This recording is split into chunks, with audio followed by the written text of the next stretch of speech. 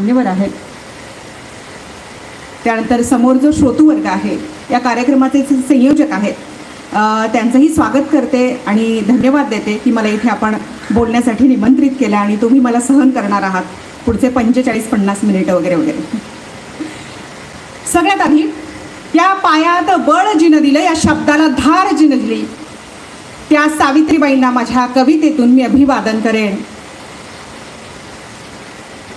अवघ्या समग्र स्त्री जातीचा मुक्त स्वर, जिच्यामुळे या सातही आकाशात घुमतो आहे, या चौफेर या वातावरणात घुमतो आहे, ती माई सावित्री.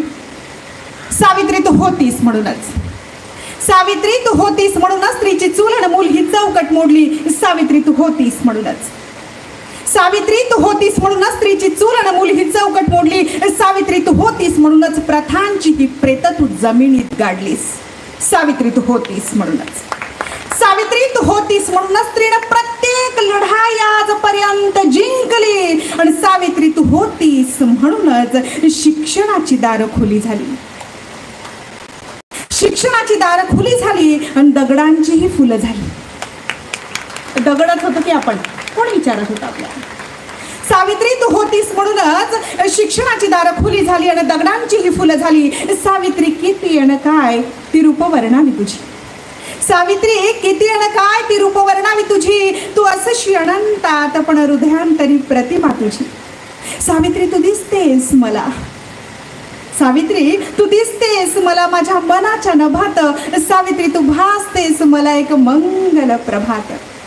तूच दामिनी, तूच दामिनी, तूच स्वामिनी, तूच दामिनी, तूच स्वामिनी, तूच कांतान, तूच मानिनी, माऊली तूच पण कधी वाघिणी. पारतंत्र्यातील स्वातंत्र्यवादिनी, पारतंत्र्यातील स्वातंत्र्यवादिनी. माई सावित्रीने या शब्दात बळ दिलंय, चेतना दिलेली आहे आपल्या सगळ्यांच्या. क्रांतिबा ज्योतिबांमुळे आपण ताठ मानेने मिरवू शकतो. डॉक्टर बाबासाहेब आंबेडकरांनी, आपण सगळे कामगार आहोत, कामगारांसाठी खूप मोठं काम केलंय बाबासाहेबांनी, अवघ्या देशासाठी केलंय. कोणतं क्षेत्र आहे ज्या क्षेत्रात बाबासाहेबांनी काम केलं नाहीये? असं एकही क्षेत्र नाहीये. मानवी जीवनाशी संबंधित असं एकही क्षेत्र नाहीये, देशाच्या संबंधाने एकही असं क्षेत्र नाही की बाबासाहेबांचं योगदान त्यात नाहीये. आज या संयुक्त जयंती समितीत या जयंती समारोहात बोलताना मला आनंद होतोय आणि मला आजचा जो विषय दिलेला आहे तुमच्या पुढे मांडण्याचा, तो आहे सावित्री तू होतीस म्हणूनच, सावित्री होतीस म्हणूनच. सावित्रीबाईंच्या आयुष्यातले सुरुवातीपासूनचे काही प्रसंग आणि सांप्रत काळात, वर्तमान काळात ज्या काही घटना प्रसंग घडत आहेत त्यांची सांगड घालून त्या मांडण्याचा मी इथे प्रयत्न करणार आहे. 3 जानेवारी 1831 साताऱ्याच्या खंडोजी पाटलाच्या घरी एक गोरी पान तरतरीत नक्षत्रासारखी सुंदर पोर जन्माला आली. तिचं नाव सावित्री. आता सारखं काही पोटात पोरी मारत नव्हत्या हो, गर्भलिंग निदान करून म्हणून स्त्री भ्रूणहत्या वगैरे. सावित्री जन्माला आली आणि खंडोजी पाटलांनी 1831ची गोष्ट करते मी, आता आहे 2022 आणि आपली मागास आहे प्रवृत्ती स्त्रियांकडे बघण्याची आजही. पोरी जन्माला आल्या तर दुःख होत आहे बापांना, आईला, सासरच्यांना, माहेरच्यांना. पण का हो, ही एक बाजूही आपण पाहायला पाहिजे की असुरक्षित नाही झाली आधीपेक्षा आज स्त्री. आपण म्हणतो सतत की बाह्यांगाने आपण खूप प्रगत झालो, विकसित झालो, डिजिटल तंत्रज्ञान आणि वगैरे वगैरे वगैरे, पण बाई अधिकाधिक असुरक्षित होते असं वाटत नाहीये. मी तर म्हणते एकूणच माणूस असुरक्षित होतोय असं वाटत नाहीये. 1831 मध्ये ती गोरी पान पोर जन्माला आली आणि खंडोजी पाटलानं गावभर साखर वाटली. काय आनंद पोरीच्या जन्माचा. पोरगी लाडाकोडात वाढू लागली, पोरगी लाडाकोडात वाढू लागली. असेल ती 7-8 वर्षाची. त्यावेळी तिच्या हातात खाऊसाठी पैसे दिले खंडोजी पाटलानं, लाडाची लेक म्हणून. पोरगी गेली बाजारात गेली, खाऊ घेतला आणि खात खात रस्त्याने चालू लागली. आणि तिथेच एका कोपऱ्याला बाजूला पांढरा शुभ्र जगा घातलेला एक फादर तिला दिसला.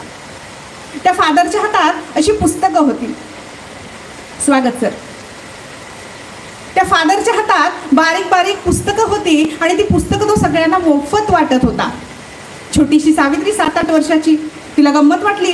अरे हा फादर आणि फुकट वाटतोय पुस्तकं, आपल्याला फुकट फार आवडतं, तुम्हाला, मला, आपल्याला सगळ्यांना. हां, आपण सेलची वाट बघत असतो, एकावर एक फ्रीची वाट बघत असतो, दोनावर एकची फ्री वाट बघत असतो. आणि सावित्री तिथं थबकली.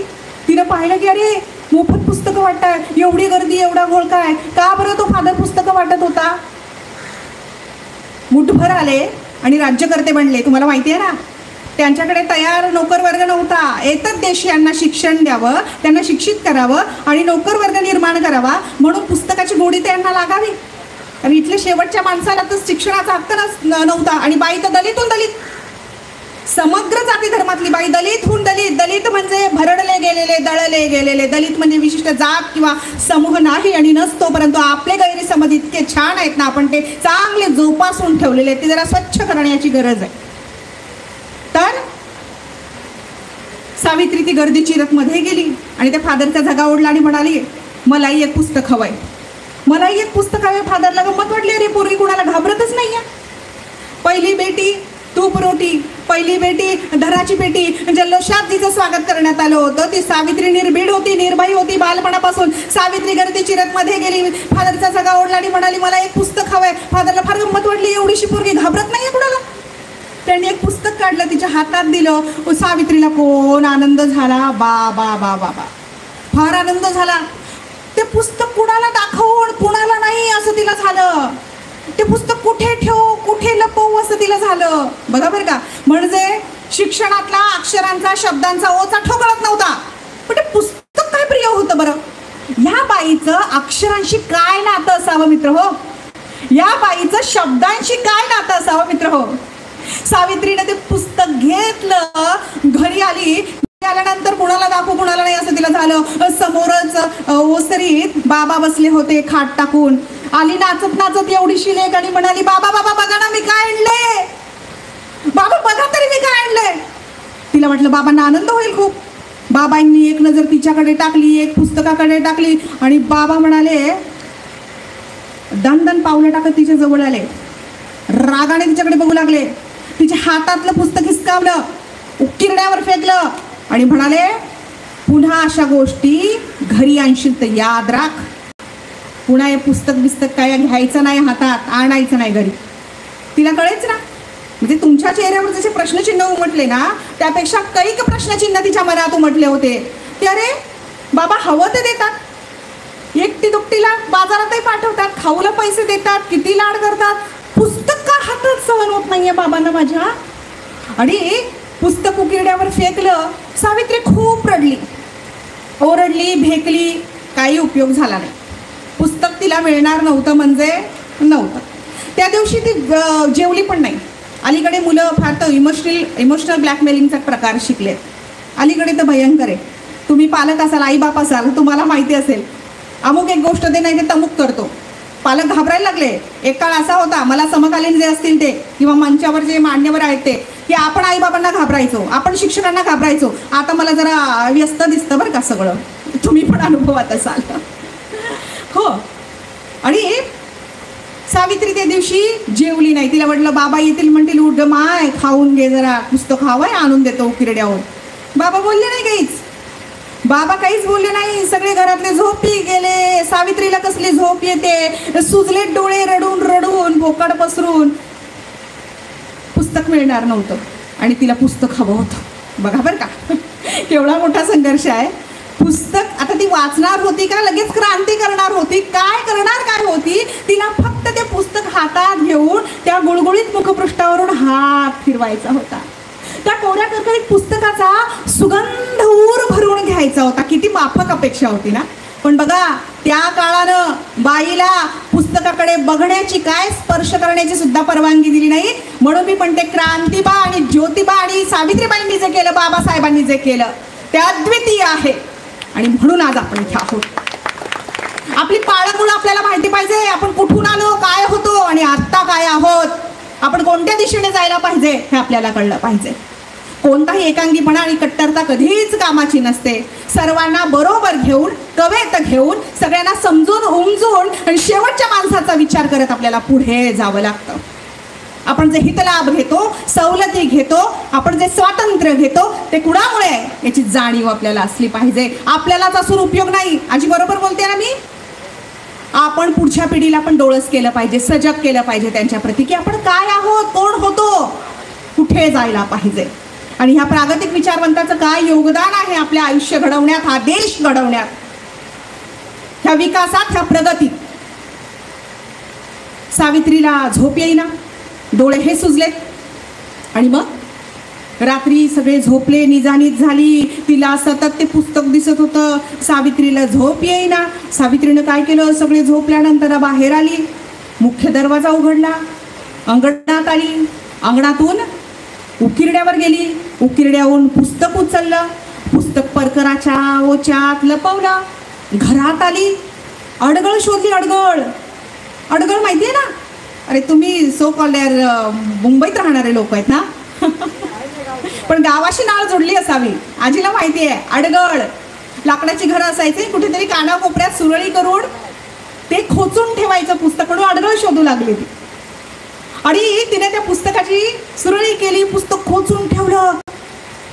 या कानाची त्या कानाला खबर नाही, फक्त तिला माहिती आहे, त्या पुस्तकाला माहिती आहे ते तिथे आहे म्हणून, आणि हिला माहिती आहे ते तिथे आहे म्हणून.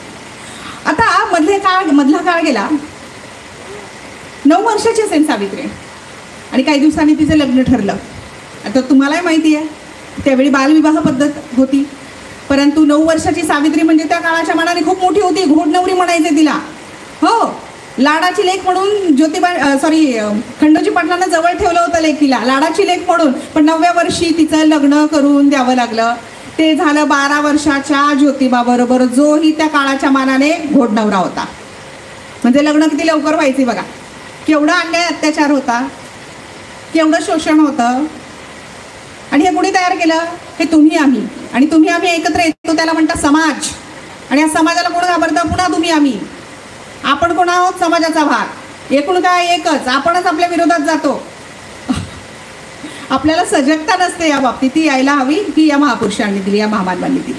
9 वर्षाच्या सावित्रीचं 12 वर्षाच्या ज्योतिबाबरोबर लग्न झालं. सुंदर शालू नेसली होती सावित्री. माहेराहून सासरी निघताना तिने एकच गोष्ट आपल्या बरोबर घेतली, बाकी काहीच कसलाच मोह तिला नव्हता. काय घेतलं आजी? पुस्तक. तुमचं लक्ष आहे बरं का सगळ्यांचं, मला बरं वाटलं जरा. म्हणजे भाषण म्हटल्यावर काहीतरी रटाळ बिटाळ असं असतं, पण मला असं वाटतं की जगणं भोगणं मांडत गेलं ना आपलं, तुमचं माझं आपलं जगणं भोगणं, तर ये हृदयीचं ते हृदयी होतं. म्हणजे वैशिष्ट्य, प्रकार, परिणाम करणारे घटक, पथ्य बिथ्य यावर माझा काही विश्वास नाही आहे. आपण आपलं जगणं भोगणं मांडलं पाहिजे. तर हे सावित्रीबाई आणि आपलं जगणं आहे. हां, तर सावित्रीबाई सासरी निघाल्या. सावित्रीबाई सासरी निघाल्या, एवढीशी पोर होती 9 वर्षाची. परकरात आणि पोलक्यातून आता ती शालूत आली, आणि शालूच्या कोपऱ्यात तिनं काय लपवलं? पुस्तक लपवलं. बघा बरं का, शालूच्या कोपऱ्यात पुस्तक लपवलं. नव्या नवरीनं सासरी आल्यानंतर काय शोधावं आधी? पुन्हा पुस्तक तिच्या जवळ होतं, पुन्हा काय शोधलं? आम्हा बायकांचं अख्खं आयुष्य अडगडीत गेलं हो, अख्खं आयुष्य अडगडीत गेलं.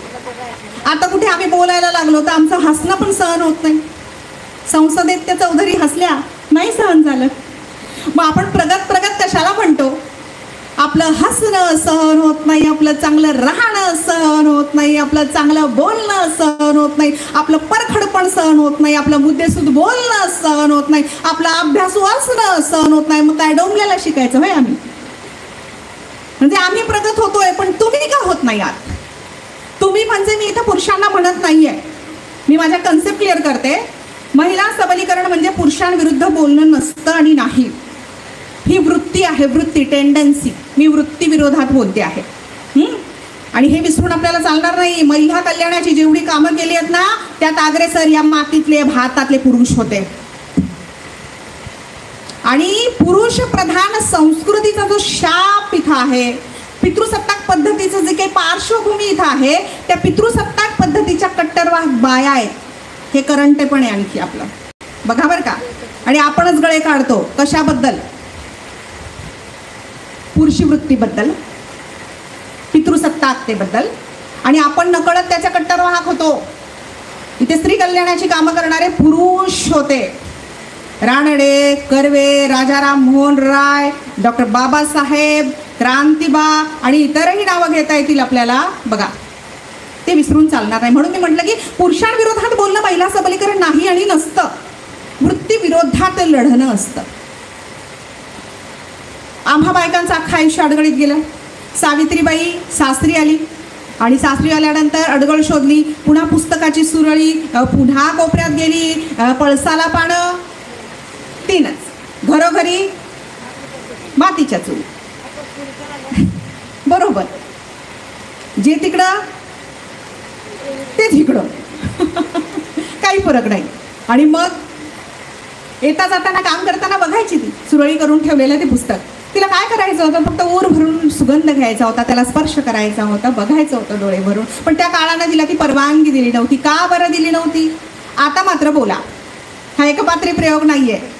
म्हणून पत्रिकेतून मॅडमला मी खोडायला लावलं एकपात्री. म्हटलं हे कथाकथन आहे, जिथं श्रोत्यांना व्यक्त व्हावं वाटेल त्यांनी व्यक्त व्हावं, बोलावं, ऑब्जेक्शन घ्यायचं असेल तरी घ्यावं, हरकत नाही, पण संवाद झाला पाहिजे. संवाद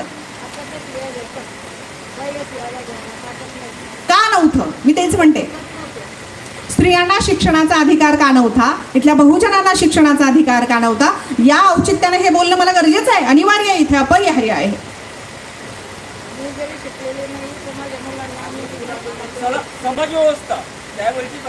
समाज व्यवस्था त्यांना कसली भीती वाटत असावी सर? बाई शिकली तर काय होईल, कसली भीती वाटत असावी? भीतीच होती ना. हा, असं वाटत होतं की जर बाई शिकली घराबाहेर पडली तर आपलं जे अस्तित्व आहे ते नष्ट होईल. वर्चस्ववाद, वर्चस्ववाद, हुकुमशाही, हा, मोनोपॉली नष्ट होईल. आणि त्यात बाई शिकली म्हणजे काय होईल, ती प्रश्न विचारू लागेल, ती अस्वस्थ होईल, तिला कळेल की या समाज व्यवस्थेने आपल्याला दाबून डांबून ठेवलेला आहे, आपण यांच्यासारखेच माणूस आहोत.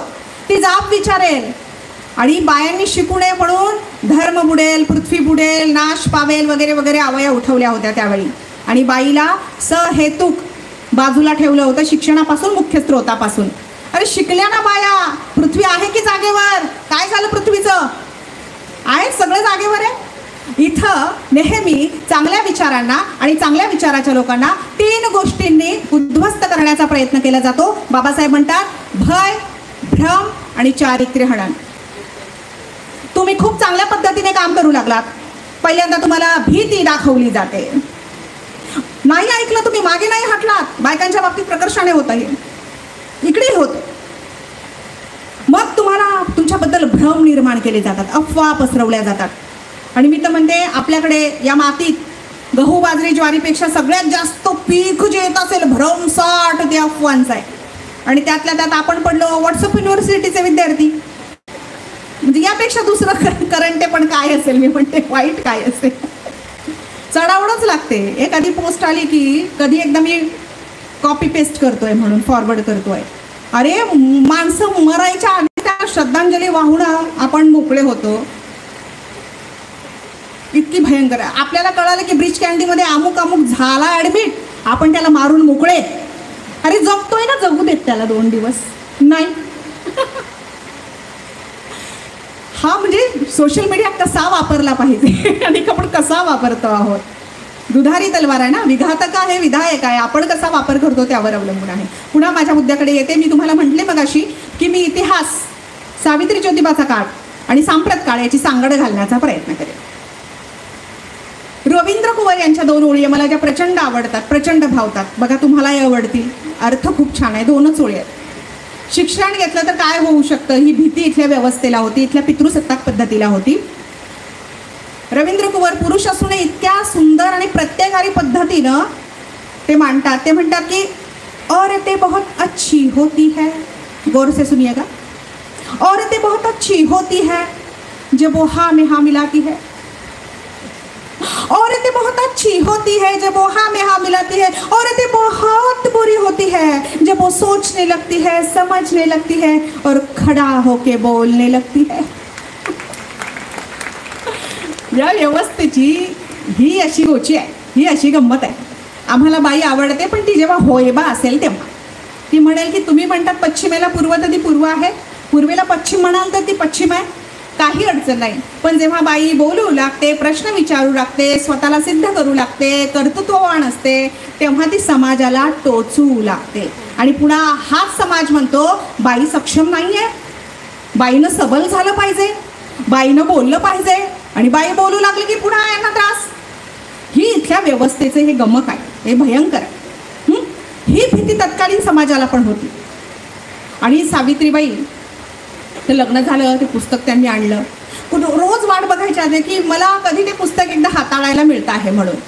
रोज संधी शोधत होत्या. आणि एके दिवस काय झालं, सासूबाई सावित्रीला म्हणाल्या, साऊ, ज्योतिबाला तू आज शिदोरी घेऊन जायचीच शेतात.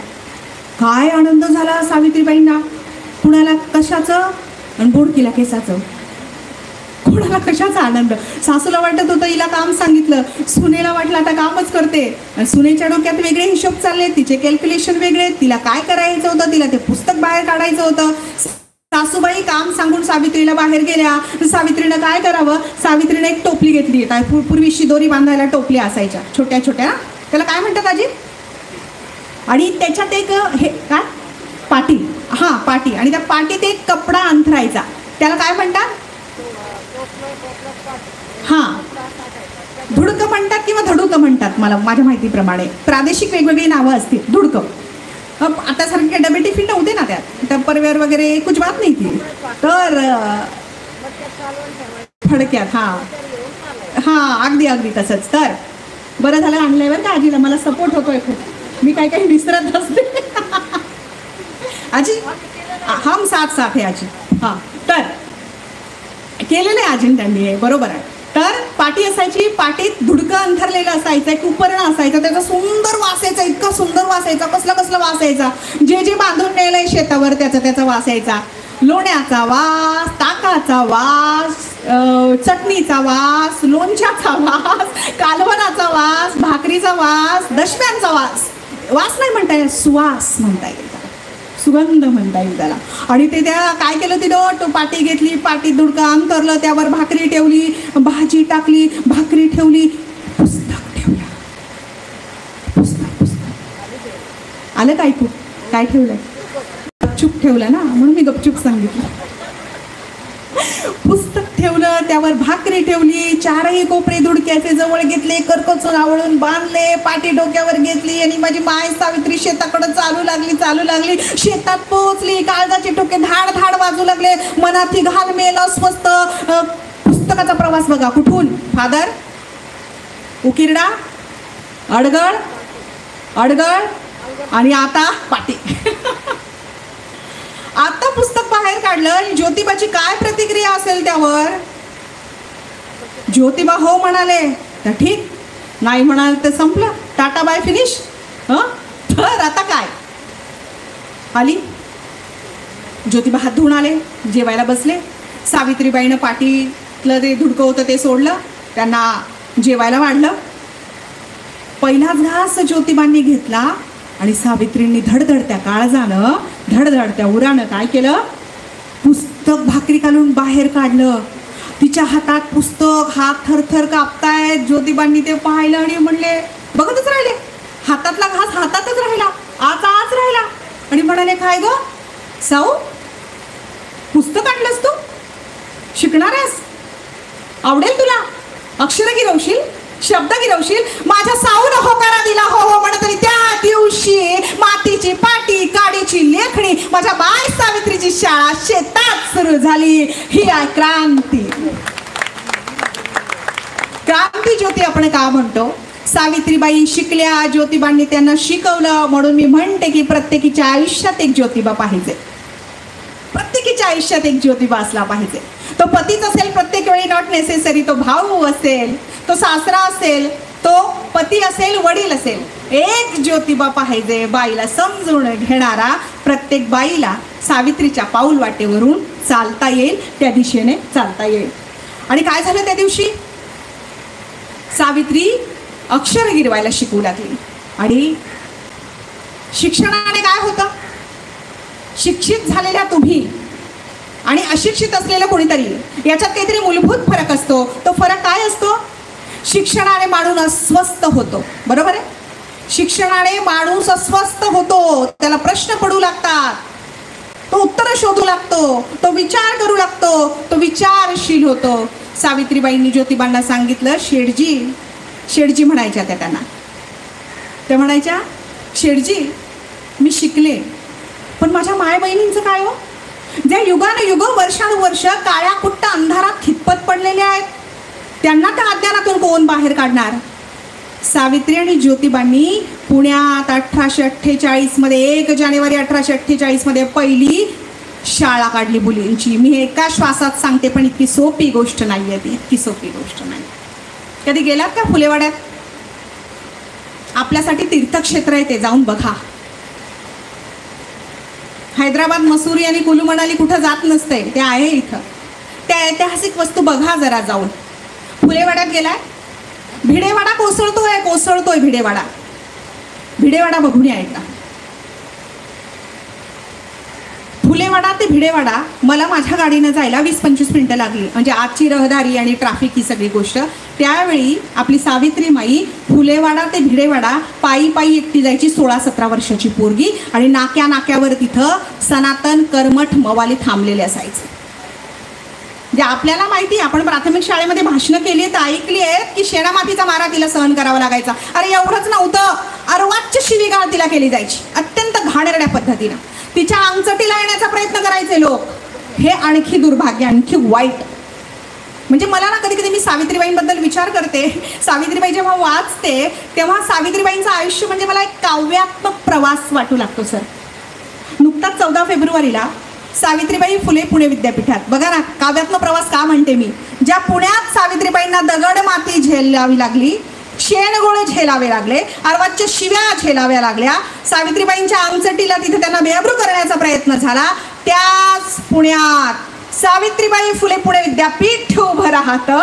आणि त्या सावित्रीबाई फुले पुणे विद्यापीठात आत्ता 14 फेब्रुवारी 2022 मध्ये सावित्रीबाईंचा पूर्णाकृती पुतळ्याचं अनावरण होतं. म्हणून जिथं विरोध झाला त्यांनीच मान्य केलं, त्यांनी नाही, या जगाने मान्य केलं, या देशाने मान्य केलं. काव्यात्मक प्रवास. म्हणून मी म्हणते, आपण कुठलंही काम करा, कुठलंही तुमचं कार्यालयीन काम करा किंवा सामाजिक काम करा, जे समर्पण भाव जो असतो ना आपला, डिवोशन, चिद्द आणि चिकाटी तुम्हाला कुठेच्या कुठे नेऊन ठेवते. कर्वेंनी जेव्हा विधवेबरोबर विवाह केला तेव्हा कर्वेंना वाईट टाकलं होतं त्यांच्या गावाने. आणि कर्वे जेव्हा 90चे झाले तेव्हा त्याच गावाने 1.5 महिना त्यांचा जन्मदिवस साजरा केला.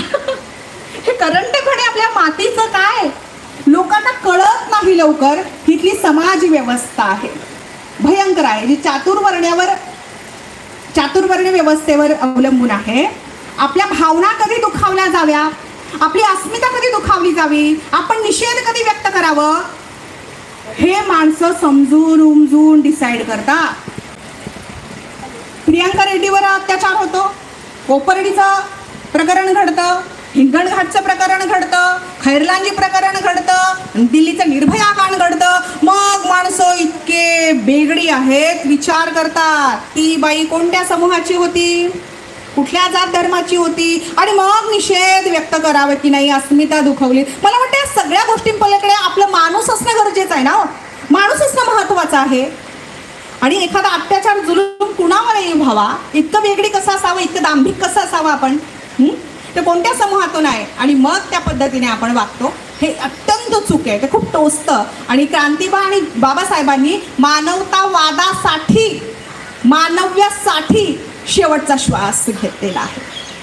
ही माणसं युनिव्हर्सल का झाली? यांनी शेवटच्या माणसाचा विचार केला. मुळात त्यांनी माणसाचा विचार केला. कोणत्याही, मी वारंवार म्हणते जिथे जिथे जाते, महाराष्ट्रभर असेल कुठे, की आपण आता डिकास्ट होणं गरजेचं आहे, परंतु घडतं आहे ते खूप विपरीत आहे, खूप वाईट आहे, खूप नकारात्मक आहे. आपण डिकास्ट होणं गरजेचं आहे, पण डिजेंडर होणं गरजेचं आहे, बरोबर आहे की नाही? माणूस होणं गरजेचं आहे, तिकडे कोणी जात नाही, हे भयंकर आहे. तर 1848 मध्ये पुण्यातल्या भिडेवाड्यात सावित्री आणि ज्योतिबांनी पहिली शाळा काढली. सावित्रीबाई त्या दिवशी चालल्या, डोईवर पदर आहे, काळजाजवळ पुस्तकं घट्ट पकडून त्या चाललेल्या आहे आणि एक मवाली समोर आला जो रोज त्रास देत होता. अशी कुठे कुठे मवाल्यांची घोळकी उभी होती. सावित्रीबाईंच्या डोईवर पदर आहे, काळजाजवळ पुस्तकं घट्ट आवळून पकडलेली आहे. सावित्रीबाईंची नजर खाली, झपाझप पावलं टाकत सावित्रीबाई चालली आहे. शाळेत बसलेल्या त्या 6 पोरींचे चेहरे सावित्रीबाईंना खुणावत आहेत. कधी एकदा जाते आणि त्या पोरींना भेटते आणि शिकवते असं त्यांना झालं आहे. अक्षरं गिरवायला शिकवते, शब्द गिरवायला शिकवते. सावित्रीबाई त्या रस्त्याने चाललेल्या आहेत, फुलेवाडा ते भिडेवाडा. आणि त्या दिवशी रोज सारखी शिवीगाळ सुरू झाली. त्यांच्या अंगावर शेणगोळे मारले, दगड मारले. सावित्रीबाई मागे हटणारी नव्हती. 16-17 वर्षाची पोरगी, तुम्ही मी 16-17 वर्षाची असताना काय करत होतो. म्हणून सावित्रीबाई क्रांती ज्योती आहे. ही निर्भीडता, ही निर्भयता, हे धैर्य, हे शौर्य कुठून आलं होतं त्या माऊलीकडं? शिक्षणातून आलंय. म्हणून बाबासाहेब सांगतात, शिक्षणाशिवाय तरणोपाय नाही. आत्मविश्वासासारखी दुसरी दैवी शक्ती नाही. सावित्रीबाईंमध्ये हा आत्मविश्वास शिक्षणातून आला होता. शिक्षणाला माणूस सुबुद्ध होणं गरजेचं आहे. पण आत्ता सांप्रत काळ मी जो पाहते तर विषमतावाद आणि भेद दुही पाळणारे उच्च शिक्षित अधिक मला माझ्या आजूबाजूला दिसतात. तुम्ही सहमत आहात का या वाक्याशी माझ्या?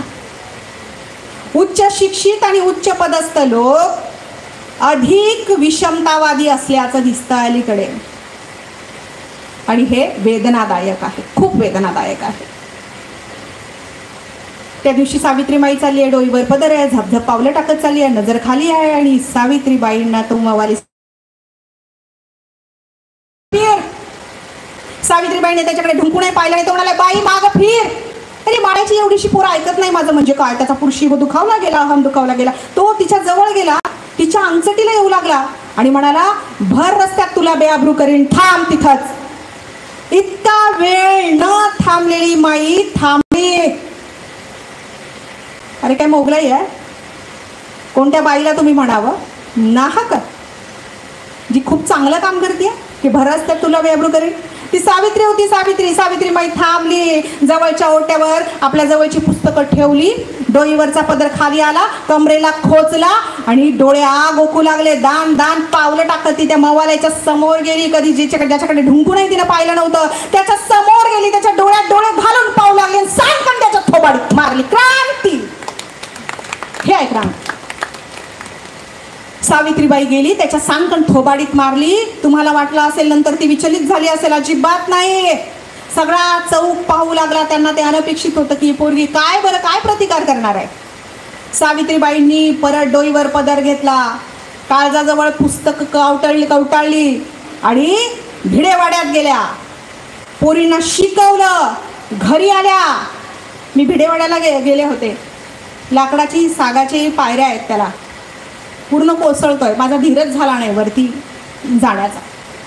खूप वाताहत झाली आहे त्याची. कधी गेला तर नक्की जा. तो दगडूशेठचा गणपती आहे, त्याच्या समोरचा भिडेवाडा. खरं तर ओळख अशी पाहिजे, भिडेवाड्याच्या समोर जे मंदिर आहे ते दगडूशेठ.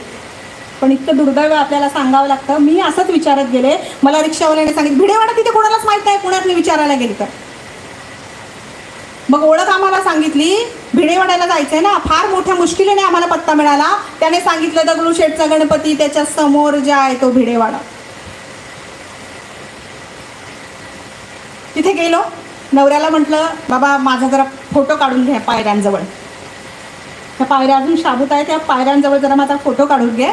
या पायऱ्यांना कधीतरी सावित्रीमाईचे पाय लागलेत. या पायऱ्यांना कधीतरी फातिमाबीचे पाय लागलेत. या पायऱ्यांना आपल्या क्रांतीबाचे पाय लागलेत. आणि या पायऱ्यांना लहुजी वस्तादांचे पाय लागलेत. त्या पायऱ्यांना नमस्कार केला. घरी आल्यानंतर खूप अस्वस्थ मनस्थितीत भिडेवाडा कोसळतोय मित्रांनो म्हणून हा एक लेख लिहिला आणि तो नंतर छापून आला वगैरे वगैरे. असो, हे सगळे माझे कॉलम्स किंवा लेख तुम्हाला माझ्या सोशल मीडियाला वाचायला मिळतील. आणि सावित्रीबाई त्या दिवशी गेल्या, शिकवलं पोरींना. घरी आल्या आणि घरी आल्यावर कोणीच बोले ना त्यांच्याशी. म्हणजे आपलं कसं असतं, ठीक आहे एखादी वेगळी गोष्ट केली, करावी लागली, करण्यास भाग पाडलाय याने परिस्थितीने. अरे कुणीतरी तर बोला माझ्याशी. मी वाईट केले की चांगलं केले काहीतरी तर बोला. मला शिव्या द्या, शाप द्या, भूषण द्या किंवा दूषण द्या, पण बोला माझ्याशी. कारण माणूस सामाजिक प्राणी आहे, माणूस समाजशील प्राणी आहे. त्याला बोलण्याची, व्यक्त होण्याची भूक असते, बरोबर. मग तिथे सावित्रीबाई आल्या घरी, पण कोणीच त्यांच्याशी बोलेना. स्मशान शांतता घरी, एकदम स्मशान शांतता. त्यांची घालमेल वाढली, अस्वस्थता वाढली प्रचंड. आणि अशा परिस्थितीत एक हात त्यांच्या खांद्यावर आला. कोणाचा हात असेल तो? ज्योतिबांचा. आणि त्या पाठोपाठ एक सुंदर वाक्य आलं. ते सगळ्यात जगातलं सुंदर वाक्य असेल मी म्हणते. एका पुरुषानं एका बाईसाठी उच्चारलेलं, एका नवऱ्यानं एका बायकोसाठी उच्चारलेलं. खूप सुंदर वाक्य आहे ते. ऐकायचंय? ती प्रचंड घालमेल, कोणीच बोलेना. मी त्या मवाल्याला मारलं, माझ्या अंगचटीला तो येत होता, मला करणं भाग होतं, मी ते केलं आणि मी ते केलंच पाहिजे. ही विचारसरणी सावित्रीबाईंची. आणि ती सगळी घरातलं ते सगळं वातावरण, कारण सावित्रीबाई शाळेतून परत येईपर्यंत ती बातमी अवघ्या पुण्यात पसरली होती, त्या 16-17 वर्षाच्या पोरीनं त्या मवाल्याच्या थोबाडीत मारली म्हणून. आणि मग सावित्रीबाई घरी आल्यानंतर प्रचंड घालमेल वाढल्यानंतर एक हात त्यांच्या खांद्यावर आला आणि त्या हाता पाठोपाठ एक सुंदर वाक्य त्यांच्या कानावर पडलं. मला प्रचंड आवडतं ते. माझा ज्योतिबा पण मागं बसलाय. तर ते वाक्य होतं, अशीच वाघासारखी जग. काय सुंदर वाक्य. आपल्या घरातली कोणतीही स्त्री जर चांगलं काम करत असेल तर समाजाचा विचार न करता आपण भक्कमपणे, खंबीरपणे तिच्या पाठीशी उभं राहायला पाहिजे. ज्योतिबा हेच सांगतात, ज्योतिबा हे शिकवतात. आणि मी काय म्हणते, अख्खं जग आपल्या विरोधात जाऊ द्या हो, चांगलं काम करत असू तर. आपला नवरा जर आपल्या पाठीशी उभा असेल ना, तर बाईला अख्ख्या जगाची पर्वा, काडीला म्हणते ती त्या जगाला. मला त्याच्याशी घेणं देणं नाही आहे. आणि मग सावित्री आणि ज्योतिबाचं काम जोरदार सुरू झालं.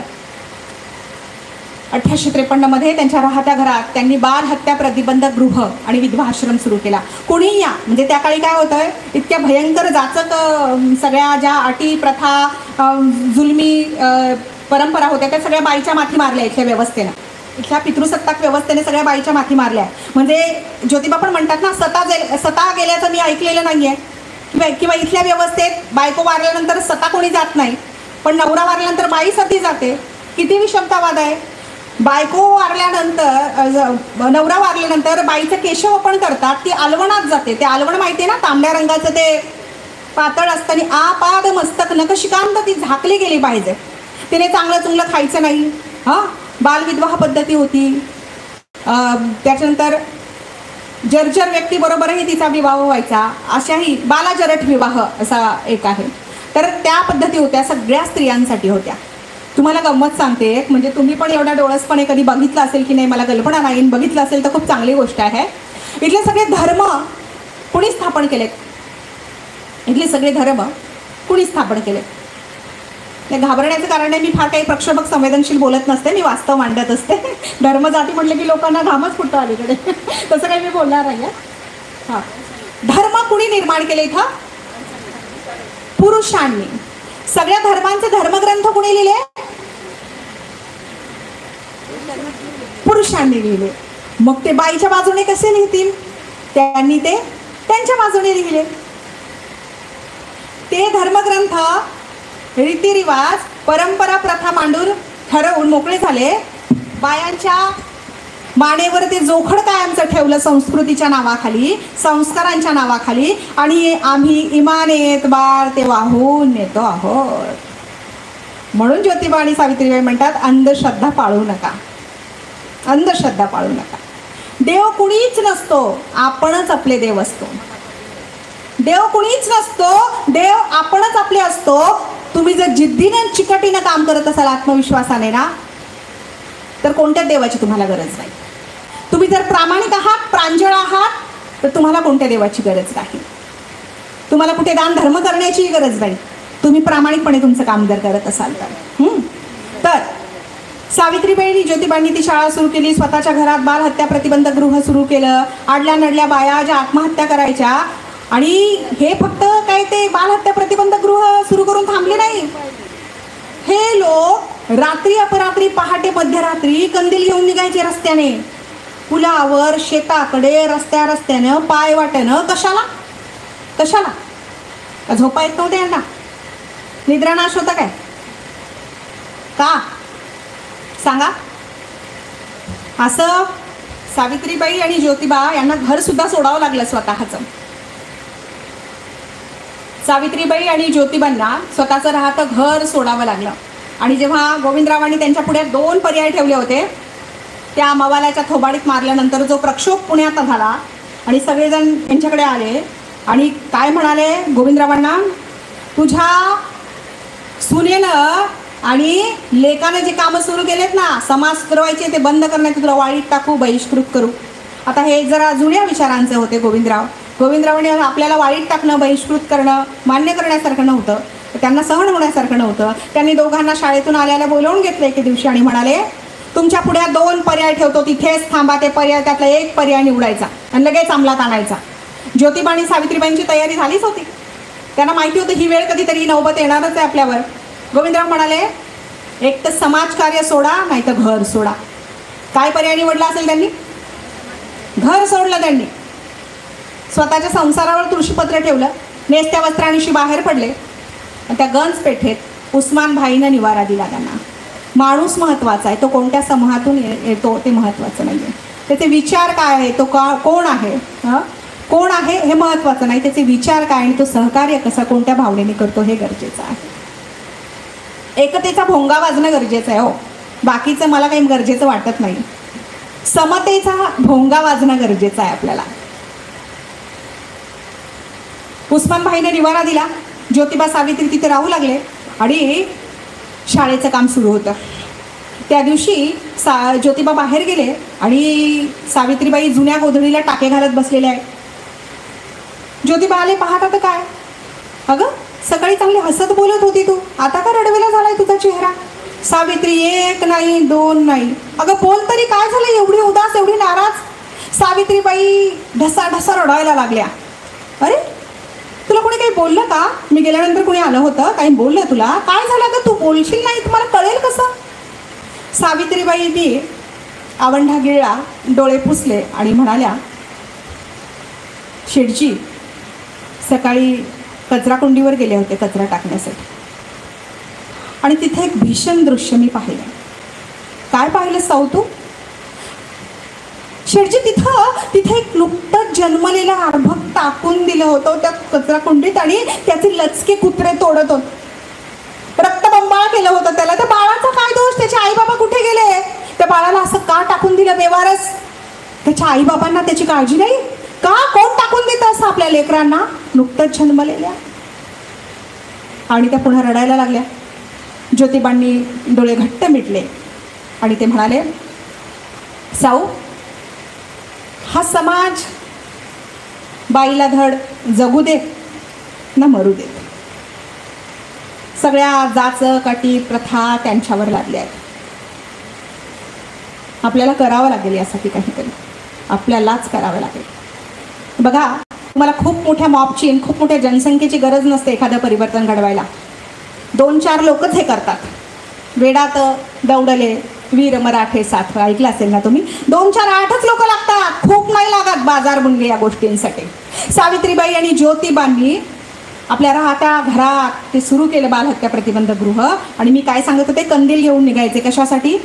की असं कोणी नुकतंच जन्मलेलं आडल्या नडल्या बाईनं अर्भक्त टाकून दिलेलं नाहीये ना, कोणी नदी नाला तर जवळ करत नाहीये ना, जीव तर देत नाहीये, आत्महत्या करत नाहीये. असेच एके दिवशी निघाले पुण्यातल्या एका पुलावरून आणि त्या पुलावरून एक पांढरी आकृती त्यांना खाली उडी मारणार अशा बेतात दिसली.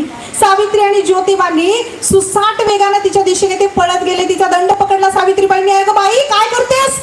हो बाजू, जीव देतेस? काय झालं? आणि ती बाई ओक्साबोक्षी रडू लागली. तिला नीट निरखून पाहिलं, तिचा 9वा महिना भरत आला होता. ती एक गर्भार स्त्री होती, ती ब्राह्मण स्त्री काशीबाई. त्या काशीबाईला घरी आणलं, विधवा होती ती.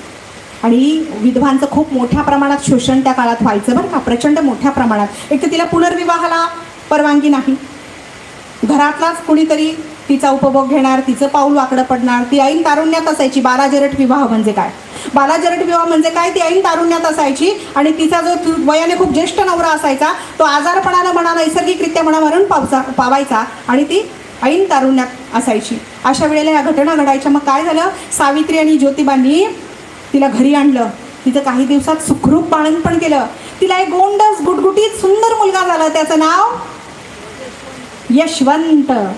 ह्या यशवंतला त्यांनी शिकवून डॉक्टर केलं. आणि या यशवंताचा मिश्र विवाह लावून दिला ससाण्यांच्या लक्ष्मी बरोबर. बाबासाहेब म्हणतात इथल्या जाती पाती धर्म जाती अंताचा लढा जर लढायचा असेल आणि त्यात यशस्वी व्हायचा असेल तर संमिश्र विवाह ही काळाची गरज आहे. आपण मात्र आपल्या जाती धर्म असे कवटाळून बसलोय. आपल्याला ते संमिश्र नाही. अच्छा, संमिश्र विवाह ही काळाची गरज आहे असं बाबासाहेब म्हणतात. लक्ष्मी ससाणे बरोबर तो विवाह लावून दिला आणि 1890 मध्ये सातत्याच्या मेहनतीने कष्टाने सामाजिक कार्यामुळे जी काही धावपळ सुरू होती, जे काही कार्यबाहुल्य होतं, त्यामुळे ज्योतिबांना पक्षाघाताचा झटका आला आणि 1890 मध्ये ज्योतिबा गेले. त्यावेळी सावित्रीमाई होती 60 वर्षांची. असं ज्योतिबांचा प्रयोग ठेवलाय. सावित्रीबाई सुन्न शून्य होऊन बसल्या आहेत भिंतीला डोकं टेकून. आता दुःखाचा प्रसंग आहे, वाईट प्रसंग आहे, स्मशान शांतता आणि अचानक त्यांच्या कानावर कुणाच्या तरी भांडणाचा आवाज आला. कोण बरं असेल? इथं एक व्यक्ती ज्योतिबा मृत झालेले आहेत. अशा वेळी कोण भांडत असेल? सावित्रीबाईंनी इकडे तिकडे पाहिलं तर त्यांचे पुतणे आणि यशवंत यांच्यामध्ये बाचाबाची चालली होती. कशासाठी? हिंदू धर्मात अशी एक पद्धत आहे, बरोबर, जे अंत्यविधीत प्रेत जेव्हा निघतं त्याच्या समोर टिटवं धरणारा जो असतो, तो टिटवं धरणारा जो असेल तो त्या मृत व्यक्तीच्या संपत्तीचा उत्तराधिकारी. कळालं का तुम्हाला? बघ, त्यांचे पुतणे म्हणत होते तू कसला अनवरत संतती आहेस, तू काय त्यांच्या उदरातून जन्माला आलेला नाहीस, तुला टिटव धरण्याचा अधिकार नाही. तो म्हणत होता मी दत्तक पुत्र आहे, माझं सगळं मुलासारखं, मुलापेक्षा अधिक केलंय त्यांनी. आणि ही सगळी बाचाबाची सुरू होती, भांडणं सुरू होती. सावित्रीबाईंचा जन्माचा जोडीदार गेल्या, सुन्न खिन्न त्या बसल्या होत्या. सावित्री माईला जन्माचा जोडीदार गेल्यावरही क्रांती करावी लागली. सावित्रीबाईंचा जन्मच क्रांतीसाठी झाला होता. सावित्रीबाईंना जेव्हा ते असह्य झालं, ते भांडणं आणि बाचाबाची सातत्याने, सावित्रीबाई उठल्या, डोळे पुसले, पदर खोचला, उभ्या राहिल्या, त्यांच्या मधोमध गेल्या, म्हणाला बंद करा ही भांडणं, टिटव मी धरीन. ही क्रांती होती. त्यापूर्वी तसं झालं नाहीये ना, भूतो ना भविष्यती. अलीकडे होत असेल तर खूप चांगली गोष्ट आहे. सावित्रीबाईंनी ज्योतिबांच्या शवासमोर टिटवं धरलं. पुढची क्रांती आहे का? ज्योतिबांच्या शवाला अग्नी सुद्धा सावित्रीबाईंनी दिलाय. अजूनही आपल्याकडे ते मान्य करत नाही या गोष्टी की हे स्त्रिया करू शकतात म्हणून.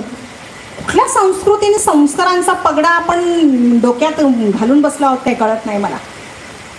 सावित्रीबाईंनी ज्योतिबांच्या शवाला अग्नी दिला आणि सत्यशोधक समाजाचं काम ज्योतिबांना शब्द दिला होता जाताना, ज्या नेटानाने जोमानं आपण काम सुरू केलं त्याच नेटानाने जोमानं मी माझ्या शेवटच्या श्वासापर्यंत सत्यशोधक समाजाचं काम करेन. सावित्रीबाईंनी ते केलं. 1897 मध्ये जेव्हा प्लेगची खूप मोठी साथ आली होती. आता आपण जे कोरोनाचं जे हाहाकार जो अनुभवला, ही पण ऐतिहासिक गोष्ट आहे. काही वर्षांनी आपण जेव्हा म्हातारे होऊ, पुढची पिढी आता लहान आहे, ती म्हणेल की आम्ही तो भयंकर काळ अनुभवला. तशीच प्लेगचं खूप मोठं सावट होतं आणि ती ऐतिहासिक नोंद आलेली आहे मरीची. आजच्या इतिहासामध्ये मरीची साथ आहे. मरी म्हणजे माणसं मरायची. आपल्याकडे पण मरीचीच साथ आली होती ना मागच्या बरोबर 1 वर्षांपूर्वी, मार्च एप्रिलमध्ये. किती माणसांचे हात कायमचे सुटले आपल्या हातातून. फोनमध्ये नंबर आहेत पण ही माणसं कायमची नॉट रिचेबल झालेली आहेत आपल्यासाठी. नाही आहेत आता, नंबर आहेत पण बोलू शकत नाही, डायलच करू शकत नाही आपण. ते नंबर आहे ना ही हतबलता. त्या काळाची हतबलता ती होती. प्लेगचं सावट आलं होतं. भयंकर ताप भरायचा लोकांना, भयंकर ताप. हा कुठे कशामुळे व्हायचा प्लेग? काही जुनी माणसं असतील इथे, त्यांना माहीत असेल प्लेग कशामुळे व्हायचा. उंदरांमुळे, बरोबर. कुठे व्हायचा हा? जिथे स्वच्छता माहीत नाही, आरोग्यपूर्ण सुविधा काय आहे ते माहीत नाही, काळजी कशी घ्यावी ते माहीत नाही, रंजल्या गांजल्या शेवटच्या माणसाच्या, दीनदलितांच्या, बहुजनांच्या वस्तीत हा पसरायचा. उंदराच्या अंगावरच्या ज्या पिसवा असतात ना, हा पिसवा माणसाला चावायचा. इथून हा रोग यायचा. इतका भयंकर ताप माणसाला भरायचा, इतका भयंकर ताप माणसाला भरायचा, त्याच्या काखेत आणि जांघेत गाठी दिसू लागायच्या. आणि हा ताप काही केल्या उतरायचा नाही. माणूस मेला की ताप उतरला समजा आणि माणूसही मेला समजा. माणूस थंडगार पडला, माणूस गेला आणि तापही उतरला. तर काय झालं, 1897 मध्ये खूप मोठी प्लेगची साथ आली. माणसं भराभरा मरत होती. अशी गावाची गावं ओस पडली. प्राणी दिसायला नाही, की पक्षी नाही, की पाखरं नाही, की चिलटं नाही, अशी गावं ओस पडली. आपण पाहिलं कोरोनामध्ये आखी कुटुंबाची कुटुंब गेली आहे. म्हणजे हा कोविडचा ताप आहे हे पण काही लोकांना कळायच्या आधीच त्यांना वेढलं होतं आणि माणसं आपण गमावली होती. तर अशा काळामध्ये सावित्रीबाईंनी पायाला चाकं बांधली, भिंगरीसारख्या त्या फिरू लागल्या गावभर आणि वाड्या वस्तीवर दलितांच्या गरिबांच्या फिरू लागल्या. आणि अशा वेळेला पुण्याच्या बाहेर असणारा जो डॉक्टर यशवंत होता त्याला पुण्यात बोलवून घेतलं. ससाण्याच्या बाळरानावर त्याचा दवाखाना थाटला तात्पुरता आणि कोणी बाधित असला की लगोलग त्या दवाखान्यात न्यायच्या. आताच्या सारखी वाहनं नव्हती तिथं. मग काय झालं, एके दिवशी त्या दलित वस्तीत फिरत असताना, त्या गरिबांच्या वस्तीत फिरत असताना हंबरडा फोडल्याचा मोठा आवाज सावित्रीबाईंच्या कानावर पडला. एका घरासमोरून जाताना कळकट मळकट पडदा लावला होता त्या घराला. सावित्रीबाईंनी तो पडदा बाजूला केला आणि तिथं 7-8 वर्षाचं एक पोरगा लेकरू तापानं फणफणत पडलंय. आजूबाजूला कोणीच नाहीये. त्याची माय हंबरडा फोडते, छाती पिटून घेते. एकुलती एक लेकरू, डोळ्या देखत जाईल, त्याला प्लेग झालाय. काय करावं, काय करावं. सावित्रीबाई मध्ये गेल्या, क्षणाचाही विलंब केला नाही. तुम्ही म्हणाल सावित्रीबाईंना स्वतःचं अपत्य नव्हतं, अहो पण ती बाई होती, ती आई होती. बाई असणंही पुरेसं आहे ना. सावित्रीबाईंनी स्वतःच्या लेकरासारखं त्या यशवंताला आपल्या पाठगुळी घेतलं. सुसाट वेगानं धावत सुटल्या कुठं, यशवंताच्या दवाखान्यात. त्या पोराला खाटावर टाकलं. यशवंतानं लगोलग त्याच्यावर इलाज केले. पोरग वाचलं. पण हाय रे दुर्दैव, त्या पोराला पाठीवर आणताना सावित्रीबाईंना प्लेगची लागण झाली. यशवंताने खूप प्रयत्न केले, आटोकाट प्रयत्न केले सावित्रीबाई बऱ्या भागात म्हणून. पण या जन्मात 14 सुंदर असं काही तू करगड्या, तुझ्या नंतर स्मरतील तुझला तुझं नंतरच्या 7 पिढ्या. डोळे टचकन भरून आले ना ताई तुझे. ही आहे सावित्रीबाई. पण आपण विभागलं त्यांना वेगवेगळ्या जाती धर्मांमध्ये. कुणासाठी कामं केली. आपण स्वतःमध्ये डोकावणं विसरून जातो खूप वेळा. अंदर झाकना भूल जाते हैं हम. मी कोण आहे, मी माणूस आहे, हे पुरेसं आहे. सावित्रीबाई प्रचंड ताप भरला त्यांना. आटोकाट प्रयत्न केले यशवंताने, नाही वाचल्या. काखेत आणि जांघेत गाठी दिसू लागल्या आणि सावित्रीबाई गेल्या. आपलंही असं असतं खूपदा, माणूस असेपर्यंत त्याची किंमत वाटत नाही आणि माणूस गेला की मग अरण्य रुदन करण्यात काही अर्थ नसतो. सावित्रीबाई जोवर इथं होत्या या समाजाने त्यांना टोचलं, छळलं, पिडलं, त्रास दिला, डाचलं. आणि सावित्रीबाई गेल्यानंतर त्यांच्यावर सिनेमे आले, नाटकं आली, त्यांच्या नावाने रस्ते, सभागृह, विद्यापीठं आली. माणूस असेपर्यंत त्याचा सन्मान करणं का जमत नाही आपल्याला. कोरोनाच्या काळामध्ये कधीच न बोललेल्या नातेवाईकांशी, मित्रमैत्रिणींशी स्वतःहून फोन करत बोलले मी. अनामिक भीती वाटू लागली होती. आपण असू नसू ते असतील नसतील ही अनामिक भीती होते. मग मरण जवळ दिसू लागल्यावरच माणसाला हे एवढे पाझर का फुटावेत. बोला ना आहात तोपर्यंत, गुणग्राहकता ठेवा. आहे ना चांगलं, करा की मान्य.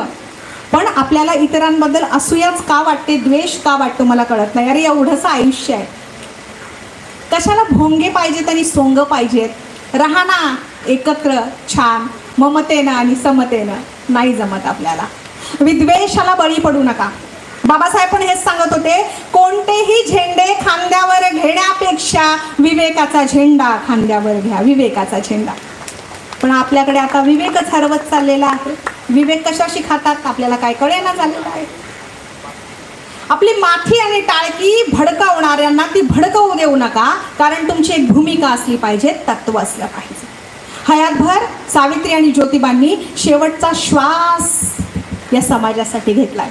तेवढं नाही करता येणार आपल्याला. कुछ तो कर चले, हा कुछ तो कर चले. काहीतरी तो चांगलं करू शकतो. आणि तुम्ही चांगलं बोललात ना जरी एकमेकांशी, ते पण खूप छान आहे. त्यात हे सुख आहे की मी दुसऱ्याला माझ्या बोलण्यातून टोचलं नाहीये, त्रास दिला नाहीये. बोला की प्रेमानं. मी कॉलेजला जात होते, स्कूटीवर, आणि रोज मी ज्या रस्त्याने येते जाते त्या रस्त्यानं रोज एका त्रासिक चेहऱ्याने एक बाई जायची, प्राऊड. मी म्हटलं काय दुःख असेल बापडीला, मला माहीत नाही. तिची माझी वेळ एकच असायची, हातात पिशवी, डोईवर पदर, चाललेली असायची. मी एक दिवस स्कूटी स्लो केली, जरा वेग कमी केला आणि तिला म्हटले, मावशी आजची साडी खूप छान आहे हो तुमची. त्या मावशीला एवढ्या वर्षातून मी पहिल्यांदा हसताना पाहिलं. मी काय केलं होतं, मी काहीच केलं नव्हतं. हा बाई आहे म्हणून साडीबद्दलच बोलणार, दुसरं काय बोलू. मग म्हटलं साडी खूप छान आहे. आणि मग नंतर मी ती गाडी स्लो करून काचेत आरशात बघत राहिले. ती बाई स्वतःची साडी बघत दूरवरपर्यंत गेली. तिलाच किती छान वाटत होतं. खूप गोष्टी असतात करण्यासारख्या. शेजाऱ्यांशी चांगलं बोलता येतं, आपल्याबरोबरच्या सहकार्याशी चांगलं वागता येतं.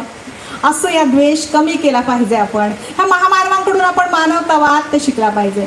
फार मानवतावाद खूप मोठीच कन्सेप्ट आहे, खूप मोठी संकल्पना आहे. साधारण माणूस होण्याच्या मार्गावर तरी आपण चाललं पाहिजे मला असं वाटते. काल आम्ही अमरावतीत होतो, आज इकडे आहोत, परवा लातूरला असू.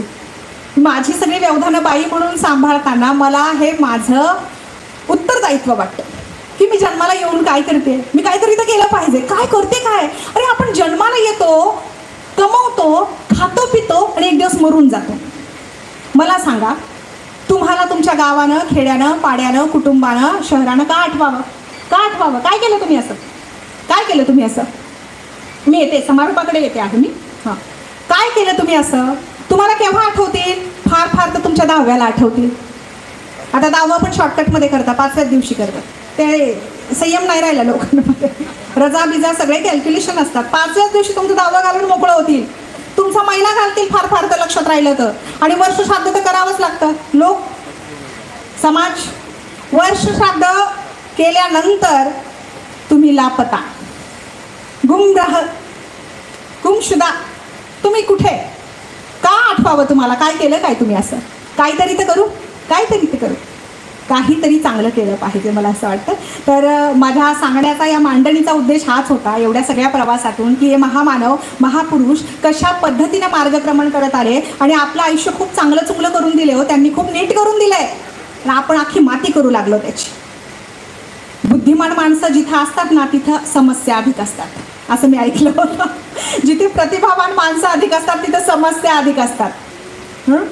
तर या समस्या आपण निवारण करायला पाहिजे. खरं तर माय सावित्रीबद्दल बोलले, जाता जाता सावित्री आणि ज्योतिबा यांच्या संबंधाने एक कविता, आपला जोडीदार आणि आपण यांच्या संबंधाने एक कविता ठेवते.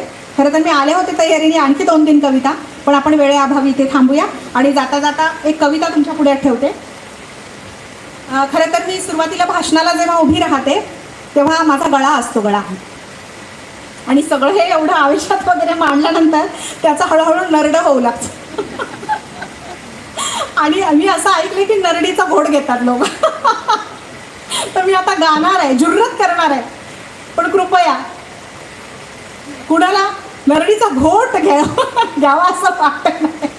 चांगला आवाज काढण्याचा प्रयत्न करते. आणि दिलेल्या वेळात माझी मांडणी थांबते.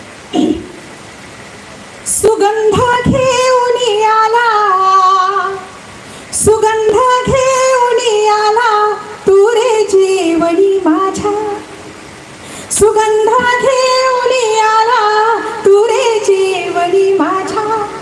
तू तर काळजाचा रे सख्या झाला श्री राजा. सुगंध घेऊन आला तू रे जीवनी माझ्या. तू तर काळजाचा रे सख्या झाला श्री राजा. तुझी मी सावली होते माझा तू सहारा रे. तुझी मी सावली होते माझा तू सहारा रे. नदी होते रे मी अवखळ, नदी होते रे मी अवखळ माझा तू किनारा रे. सुगंध घेऊन आला तू रे जीवनी माझ्या. किती काटे वाटेवर हिमालय संकटांचेही, किती काटे वाटेवर हिमालय संकटांचेही. पाऊले टाकली जिथे तिथेही वाट काटेरी.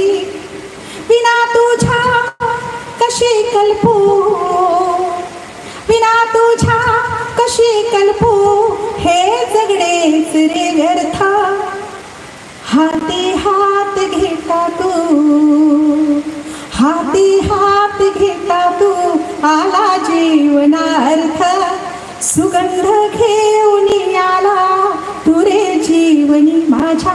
शेवटचं गजल.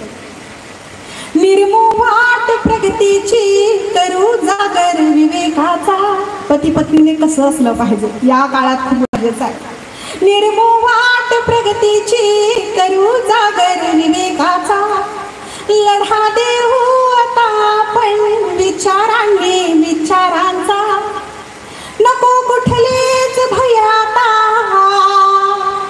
नको कुठलेच भय आता, नको जागाच शंकाना.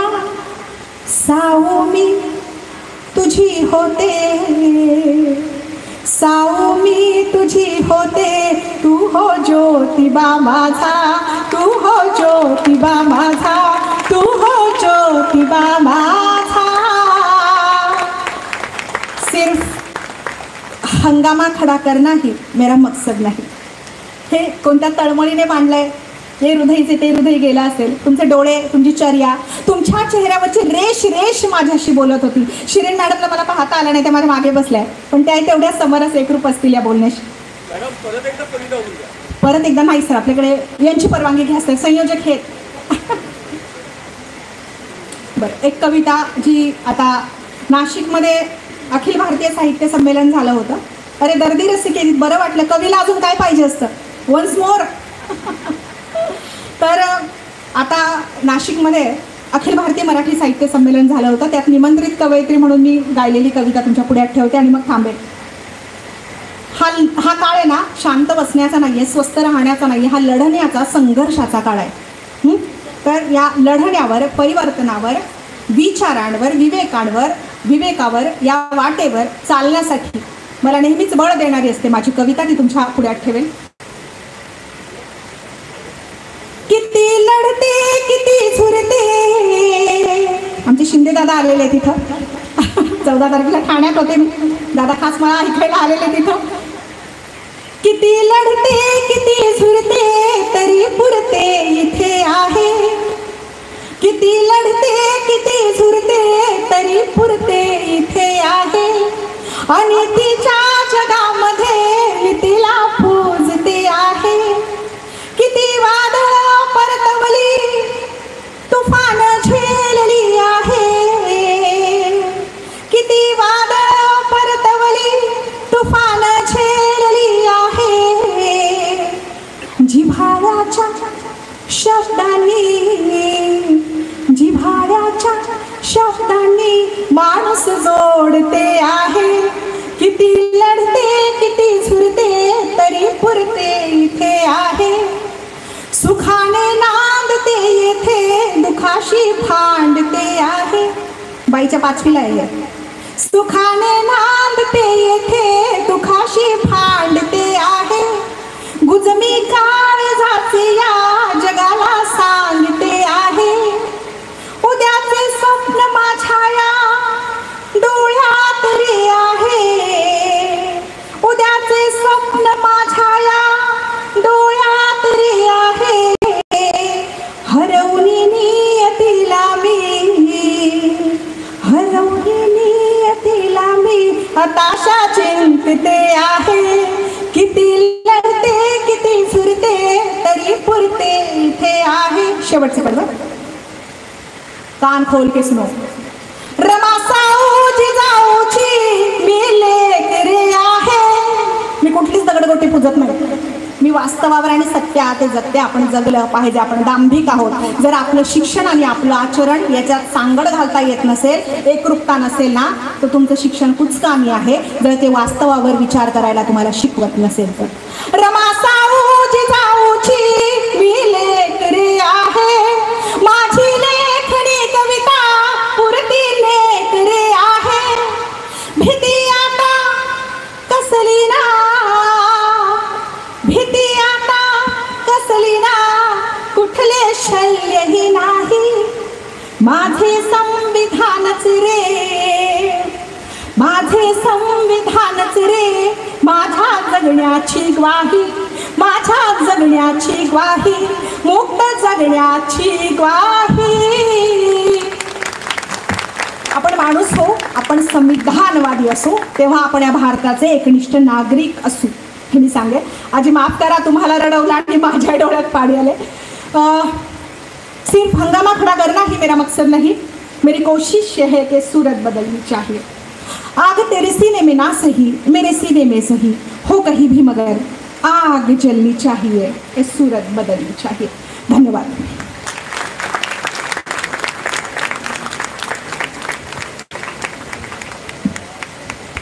निशब्द, अगदी निशब्द मॅडम. खूप सुंदर सादरीकरण आणि मागील 40 मिनिटांमध्ये तुम्ही अत्यंत चित्तथरारक आणि अंगावर शहारं आणणारा सावित्री आईंचा जीवनपट उलगडून दाखवला, त्यांच्या स्मृतींना उजाळा दिला.